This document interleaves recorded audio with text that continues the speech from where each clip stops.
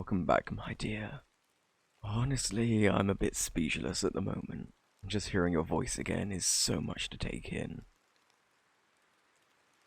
Oh yes, a very unfortunate predicament befell you nearly a year ago. But now we've gotten past that, and you're all better for it. Truly, that puts me at ease. It would have hurt to know that you recalled any pain in those final moments.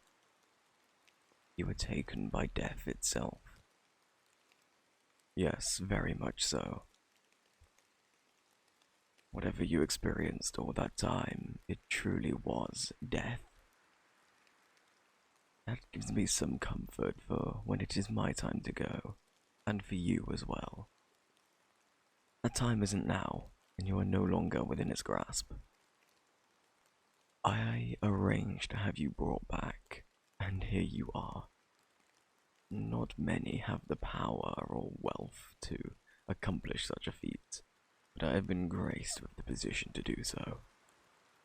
I've always known the demise of those I care for could eventually come prematurely, so I've taken it upon myself to ensure that I have a means of circumventing that. I've been fortunate enough to have found the most gifted of mages who specializes in the art of resurrection. I've had their power verified in the past to make sure we were ready for situations like this one. And the responsibility of breathing life back into you was given to only our most gifted. And what a fine job he did. Look at you, not a day older since we last spoke. And hopefully the past year hasn't been as noticeable on me. I feel as though I've aged considerably waiting for you. Feel free to agree with that. There's no punishment for it. I welcome an honest opinion. My authority holds no weight in this discussion. I simply ask as a friend would. I admire the desire to maintain decorum, but know that when I ask, it is never to goad you into stepping out of line. And really, with where you stand, I wouldn't even consider it in the first place. I care too much to do that kind of harm to you. Much more than anyone else, I would say, especially with how much has gone into bringing you back. There is no point in making ill of what is supposed to be a wonderful gift. My dear, no one could have cared as much for your well-being as I did for you during all of that time spent trying to keep you from wasting away. The castle infirmary was best suited for your constant care. I spared no expense in the effort of keeping you as you were before your demise. Your family has been most concerned for you, but they lack the means of ensuring your safety over such a long period of time. But they were kind enough to provide us with the bedding material from your own room back home to comfort you during your rest. Rest assured, they have long since been informed of the miracle we have partaken in today, and you'll be seeing them again in due time. I think you must be very mistaken. You have no husband. Barclay is married to Everett. Since just last month, in fact. They took to each other quite well in such a short time. Though Everett did well to provide comfort during the grieving, it must have helped them reconnect from their academy days. I'm afraid that death dissolves the vows of marriage. The vows state until death do us apart.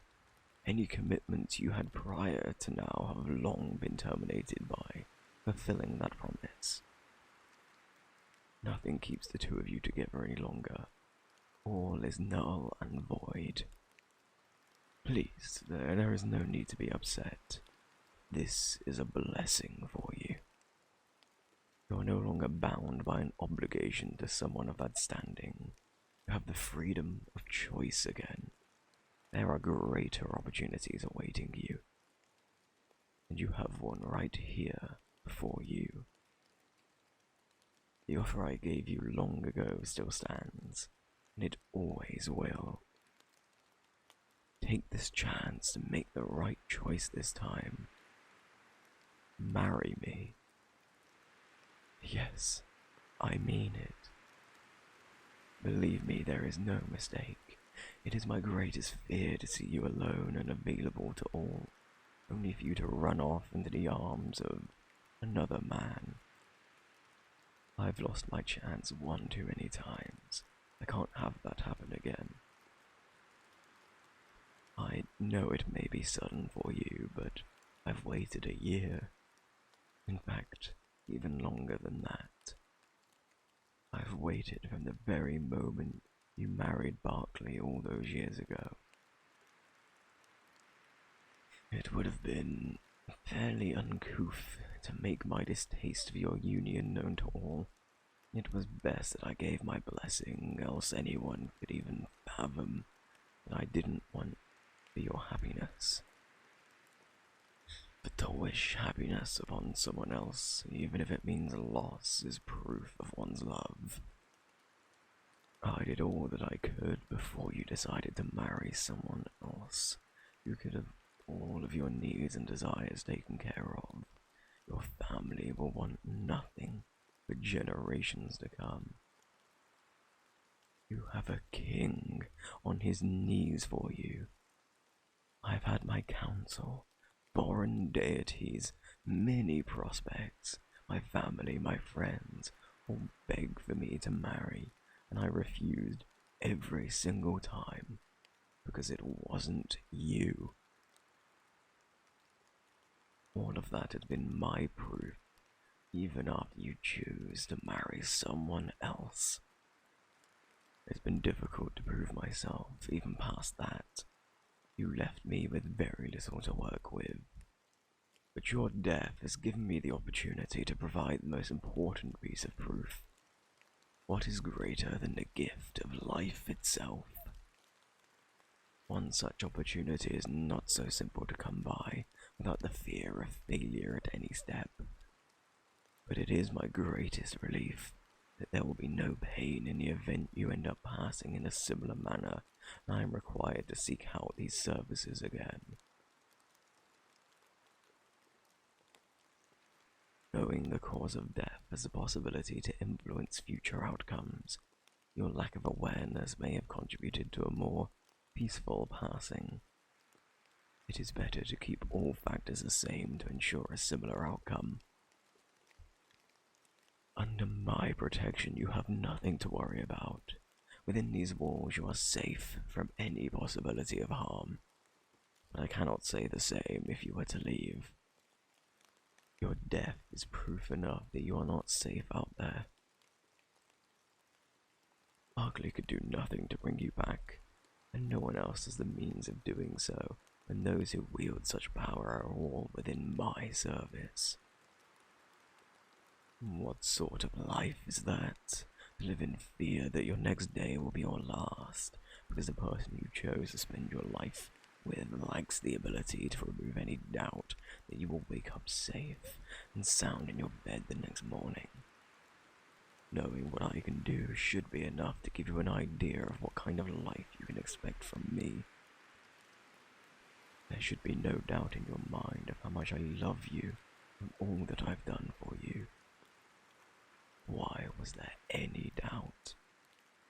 This could have all been yours from the start. I've kept the ring since the first time I checked. It's always been yours. And I have something else to give. To all that are present before us, to make sure there is proof of my intentions for anyone who would consider questioning them again. Stay where you are. Let them see. No self-respecting person of decent blood would dare ask for my hand after that. They don't need to have seen it with their own eyes. Those present will speak on my behalf. No rumors are needed, My most loyal staff have more than enough credibility to verify any claims made against the public. I trust them enough to give you life. I can trust them to say what they need to. If no one believes them, then I will verify it myself. But we can always do so together. With enough people present, no one will question it ever again. It would work well as an announcement of our engagement, but first you must accept. No one stands between us like before. It should be very simple. Make the right choice this time. Give yourself some time to think it through, but in the end it will come down to whether you decide to walk out that door or not. Just know that your choices are either waking up tomorrow in our shared room or waking up in the infirmary.